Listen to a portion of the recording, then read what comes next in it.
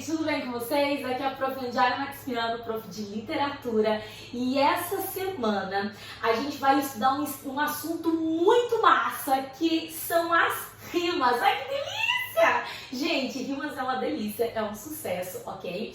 Nós estamos de novo trabalhando com a minha poesia, tá? E eu vou explicar para vocês um pouquinho do que são as rimas, como ela se organiza e como a gente interpreta essas rimas. Ai, maravilhoso! Só por causa disso, já dá um like, compartilha, chama os coleguinhas para assistir, fica até o final, porque vai valer a pena, beleza? E bora lá, porque a gente tem um assunto muito grande para falar nesse vídeo de hoje. Gente, o que são rimas? Rima é a igualdade de fonemas dentro de aí aproximadamente 2 palavras pelo menos. Eu preciso ter 2 palavras para que haja rimas.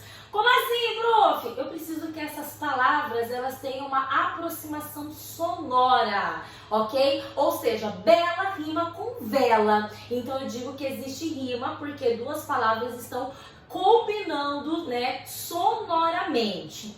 Beleza, beleza. Essas rimas normalmente elas aparecem no final de cada verso, tá? Lembrando que na minha poesia eu não chamo isso de linha, eu chamo de verso. Então, no final de cada verso, em sua grande maioria nós encontramos as rimas, a não ser algumas poucas exceções que a gente tem rima no meio do verso, tá? E como que a gente analisa essas rimas? A gente pode analisar essas rimas em 3 bloquinhos. Eu tenho o bloquinho da posição, tá? Que diz respeito à posição que esses fonemas, né? Que os vogais e as consoantes, elas se encontram dentro da palavra.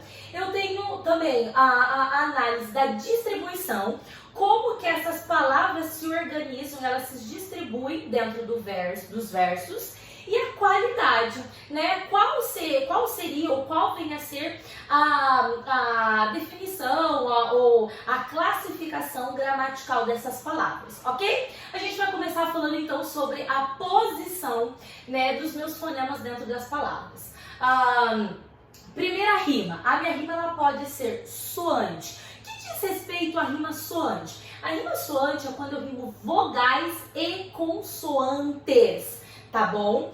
A partir da sílaba tônica, isso é uma informação extremamente importante, tá? A gente conta mesmo a partir da sílaba tônica. Então vamos entender esse processo? Olha só, soante eu rimo vogais e consoantes, então eu tenho aqui, ó, bela rimando com vela. Vocês perceberam que ela é idêntico a ela? Então eu tenho uma rima soante perfeita. Por quê? Porque as vogais e as consoantes elas são idênticas, a sonoridade também é idêntica, tá? Olha aqui esse outro caso.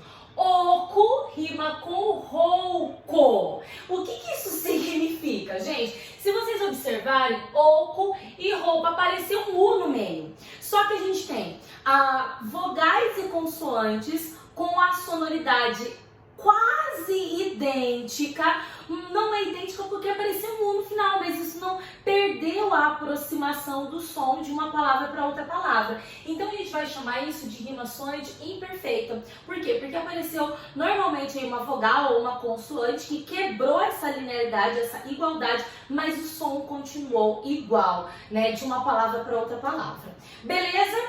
A gente... deixa eu falar mais uma coisa. A rima soante é carne de vaca, todos os autores usam, a maioria dos autores usam. Então, tipo assim, vou fazer uma rima, vou fazer rima soante. Então tá bom, galerinha, todo mundo faz rima soante. É quase que assim, a maioria das minhas rimas que nós temos nas poesias, elas são rimas soantes. Então, carne de vaca, todo mundo usa, tá bom? A rima toante é quando eu rimo apenas as minhas vogais a partir da sílaba tônica, tá bom? Então, tô trabalhando só com a vogal. E o cara é foda mesmo quando ele rima só a vogal tônica da palavra. Aí o cara consegue ser foda. Tipo, quem? João Cabral de Melo Neto. Esse cara é fantástico, gente, fantástico. Olha aqui essa palavra. Tempo rima com vento. Vocês perceberam que a sonoridade ela é próxima?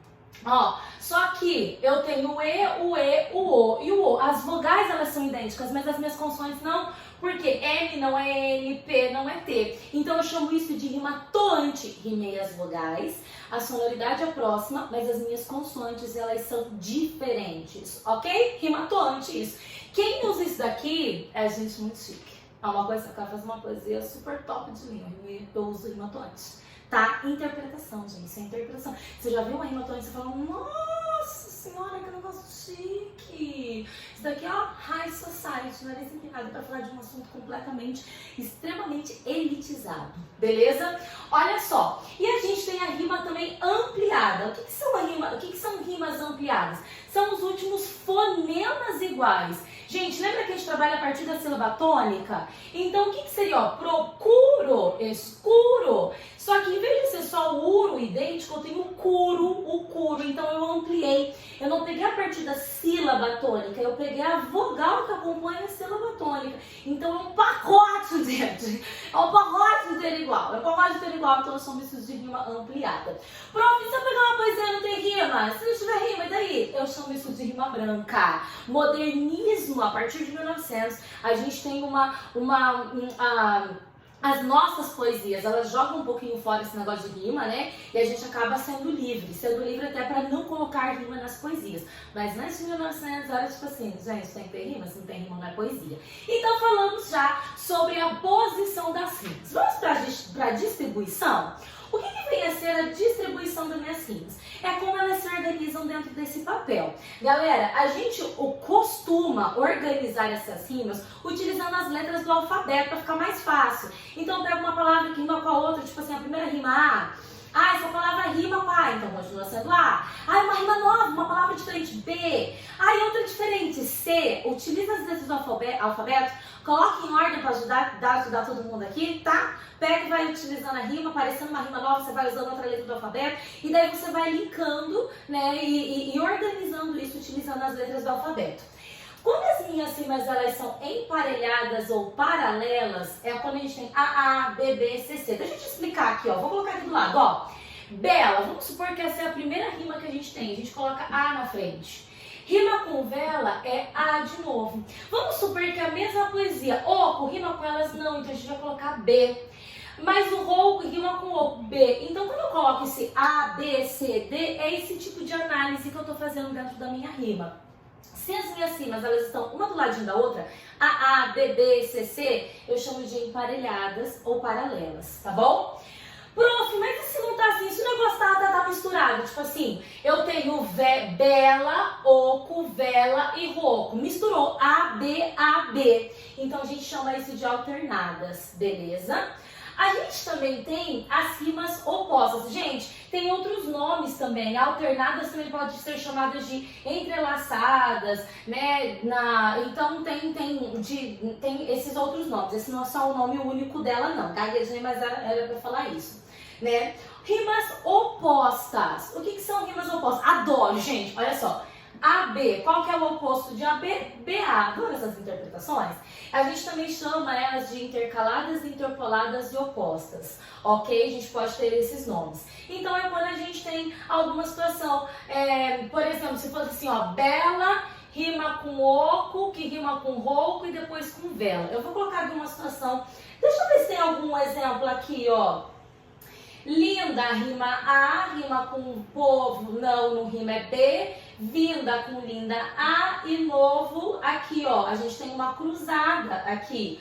Olha aqui, amar rima A, sentir B, ouvir B e falar A. Isso aqui é uma rima oposta, isso aqui é uma rima cruzada, tá? A alternada a gente também chama de cruzada e de entrecruzada. Vai marcando esse monte de nome, então eu tô falando aqui, vai anotando aí no seu papel, tá? Prof, o que são as monorrimas? É quando você pega uma coisa assim, vou falar amar, sonhar, falar, sentar, né? Tudo igual, desse eu chamo isso de monorrima. E prof, o que seria uma rima? Se eu peguei uma rima, uma poesia, tem rima, mas eu não consigo organizar, tipo A, B, C. Aí depois vem A, B, C. Aí depois vem D, E, F. Aí depois aparece C, D, E. Tipo assim, tem rima. Tem rima por quê? Olha esse exemplo que eu coloquei aqui, ó. A, B, C, D, E, F, B. Ó, B rimou com B. E C rimou com C, ou seja, existem palavras combinando entre si, só que elas não têm ordem. Se não tem ordem, eu vou chamar de misturada, tá? Galera, nós temos rimas também que são internas. Essas rimas aqui, elas todas dizem respeito ao final do meu verso. Sempre a última palavra de cada verso. Mas a gente também tem as rimas internas, que também são conhecidas como encadeadas, tá?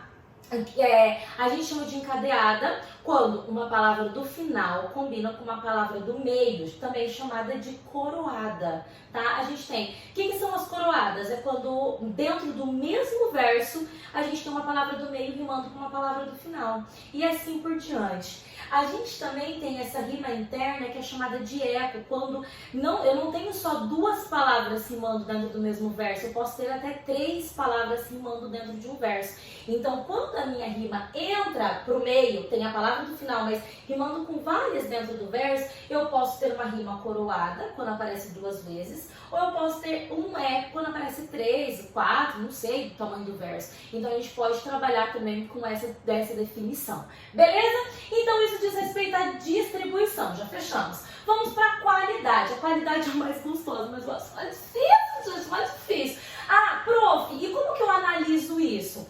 Gente, normalmente quando a gente fala sobre uma ordem, sobre uma coisa bonitinha, a gente acaba utilizando, ó, por exemplo, a emparelhada, quando eu quero transmitir uma ordem dentro da minha poesia. Ou quando eu quero, né, a ordem aqui, a monorrima, ou até mesmo uma pobreza. Uma pobreza por quê? Porque eu não sei fazer outra rima, só sei fazer aquela rima. Então, tipo assim, quase que não agora pobre, minha filha. Vamos dar uma diversificada aí no rolê. Misturada é a desordem. Então, isso é significado. Então, o autor tá com um conflito, ele vai usar uma rima misturada. Por quê? Porque ele quer demonstrar essa desordem, né, dentro da mesma própria poesia.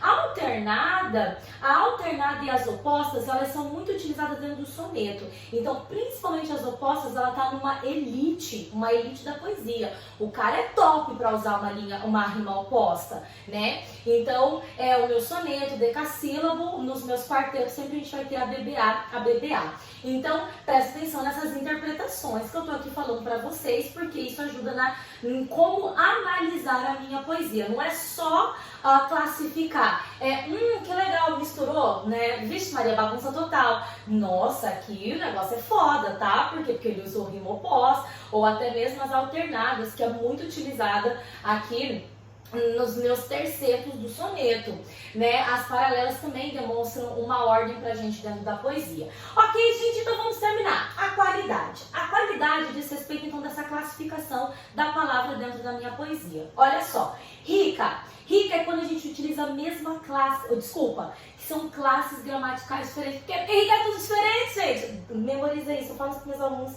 Ai, prof, que preconceito, larga de ser besta. Não é nada de preconceito, é memorização e dica. Rima é tudo diferente, então a gente trabalha com classes gramaticais diferentes. Lembra das classes gramaticais? Nós temos 10, então corre lá para dar uma olhadinha. Pobre, quando a gente trabalha com a mesma classe gramatical. Tipo assim, ó, amar é verbo, sentir, verbo, ouvir, verbo, falar, verbo. Isso daqui é uma rima pobre, tá? Linda, adjetivo, povo, substantivo. Vinda, tá trabalhando como substantivo, e novo, adjetivo. Como linda é um adjetivo, rima com vinda, que é um substantivo, um povo, que é um substantivo, com novo, que é um adjetivo. Então, automaticamente, o que a gente está fazendo aqui? Classes gramaticais diferentes, tá? Preciosa. Preciosa quando eu tenho ênclise. Estrelas rimando com entendê-las. Olha a ênclise aqui. Então eu falo de rima preciosa. Rima rica. Elite gramatical. Pobre, carne de vaca. Pobreza. Pobreza é interpretação. É análise isso daqui já, tá? Rima rara, quando a gente pega aqui, ó, essas rimas aqui meio que imperfeitas e são palavras quase que não se combinam, mas a gente consegue fazer uma rima. E pra terminar, a gente fica no tom. Rima aguda, quando a gente trabalha com palavras oxítonas. Grave, paroxítonas, esdrúxulas, proparoxítonas. Amar é uma rima é uma palavra oxítona, sentir oxítona, ouvir oxítona, falar oxítona. Rima aguda. Linda, paroxítona. Povo, vinda, novo, paroxítona, rima grave. E esdrúxula, proparoxítona, matemática rimando com gramática. Curtiram isso, gente? É uma delícia. Acabou meu tempo. Espero que vocês tenham curtido, que vocês tenham gostado. Beijos e a gente se vê semana que vem. Tchau, tchau. Ah, escuta só. Super chique usar isso daqui. Isso daqui é mais carne de vaca, todo mundo usa. Tchau, tchau!